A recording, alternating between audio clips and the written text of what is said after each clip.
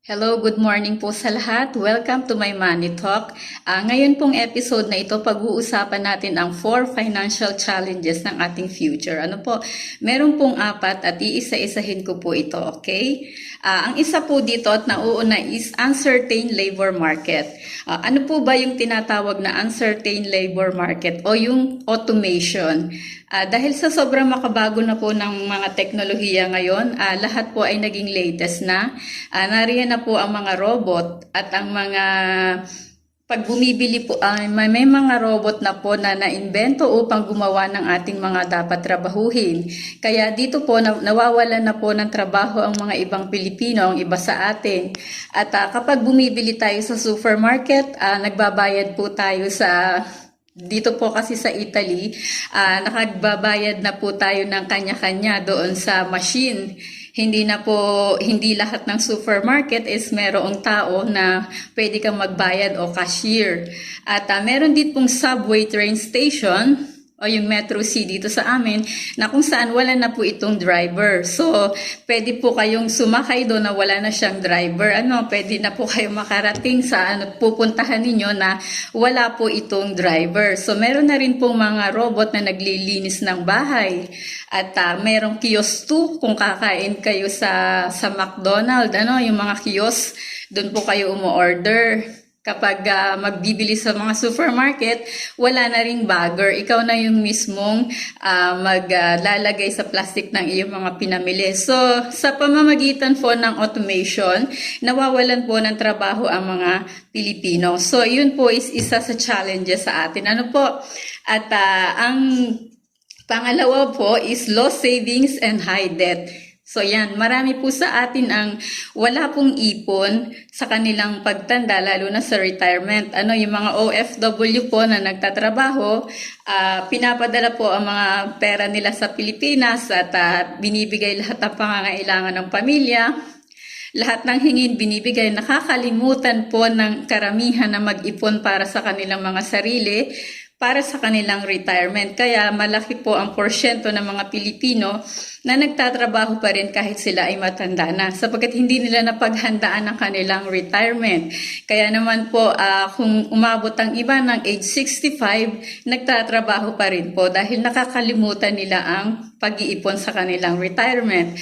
At meron naman po mga iba na inaasahan nila yung mga inihulog nila sa SS, sa GSIS, sa pag-ibig. Ito po yung kanilang gagamitin sa pagtanda or yung PhilHealth. Pero hindi po nila alam na hindi ito sapat at hindi nito kayang i-sustain ang pagtanda natin. Tatandaan po natin na kapag tayo po ay matanda na, mahal po ang bilihin.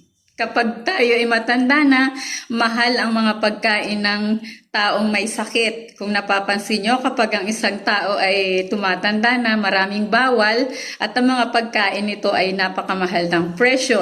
So, dapat i-consider po natin ang mga ganitong bagay na habang tayo ay productive pa at nagtatrabaho, tayo ay matutong mag-ipon, mag-invest, nang sa ganun meron po tayong aasahan sa ating future. So yung pangatlo pong yung pangatlong financial challenges po natin ay high cost of education. Ayan, tumataas po ang pagpapaaral o ang matrikula ng ating mga estudyante, ng ating mga anak. Ito po yung isang bagay na dapat pinaghahandaan ng isang magulang kung siya ay may anak. Dapat, bago pa lang mag-college ang bata, ito ay napaghandaan muna habang siya ay maliit pa. Sapagkat tumataas po ang bayad, ang pagpapaaral sa bata, yung mga gastusin, yung tuition niya. Kinakailangan po ito ay pinaghahandaan ng maaga dahil hindi naman po ito isang uri ng emergency fund. Ito po ay pinag-iipunan habang hindi pa dumarating yung college ng bata o ng inyong anak. So, ang number 4 po is increasing cost of living. Ayan, nagmamahal po ang mga bilihin dahil ng inflation. Kung napapansin niyo po, mas mabilis tumaas ang presyo ng mga bilihin kumpara sa ating mga sahod. Yung sahod po ba niyo tumaas na o ganun pa rin? Kasi ako po hindi pa sumataas yung sahod ko, pero nagmahal yung mga bilihin. At masasabi ko na ang sahod hindi siya tumataas. ako mismo yung makakapagsabi na yun pa rin yung sahod ko. So, mas mabilis tumaas yung inflation. So, kung hindi mo talaga paghahandaan ng pag-iipon, tatalunin talaga ng inflation yung ating pera. So, nagiging mas mahal ang value ng mga binibili natin kumpara doon sa value ng ating pera. So, yun naman po, meron pong solusyon ng apat na yan. Kailangan po natin, una, magtrabaho tayo, make money.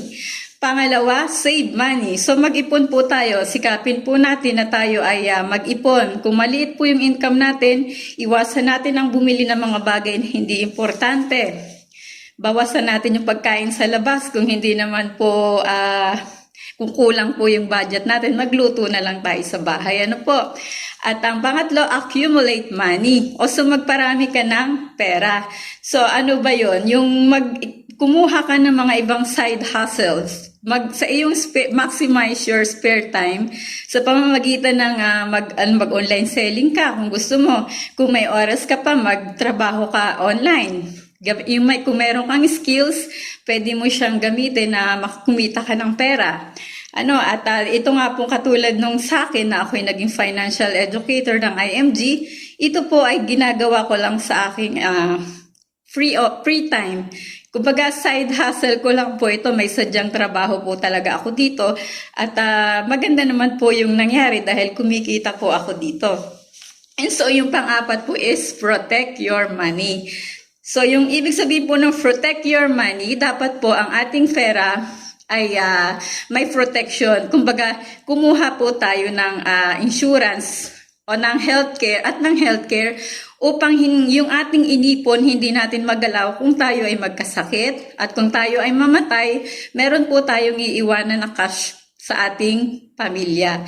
So yun po yung dapat nating gawin at tandaan. Alamin natin kung paano magtrabaho ang pera at kung paano tayo kumita ng pera para kailangan ang sagot talaga po dito is investment. Mag-invest po kayo upang malabanan yung inflation dahil tanggapin mo noon natin o hindi, tumataas po talaga ang presyo ng lahat at kung hindi po tayo magiging matalino, tayo po ay magiging kawawa sa ating pagtanda dahil wala po tayong naipon. O kung may ipon man po tayo, maliit po ang value nito pagdating ng araw kung kailan natin to gagamitin. Kung hindi tayo nakapag-invest sa isang investment vehicle o platform na magbibigay sa iyo ng magandang interest. So narito po ako, isang member ng IMG, financial broker po ako. Pwede po akong makatulong sa inyo.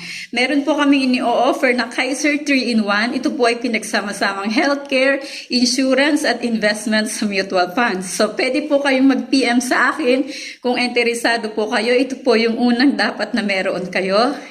At kung gusto niyo po mag-invest sa mutual funds, pwede po kayong mag-member sa akin sa IMG. At ito po ay initial niyo po is 1,000 pesos. Pwede kayong mag-top up for as low as 20 pesos. At meron din pong fidelity. At marami po itong benefits. Pwede rin kayong maging financial broker at kumita kung ito i-share nyo sa iba yung kagandahan ng ini-offer namin na financial education. At dito po kayo ay kikita at ito po yung magiging source of cash flow ninyo. Kung nagustuhan nyo po ang video na ito, please share po at follow me on my Facebook. Follow me on my page and subscribe to my YouTube channel, Miss Ivy Financial TV. Thank you everyone and God bless you all.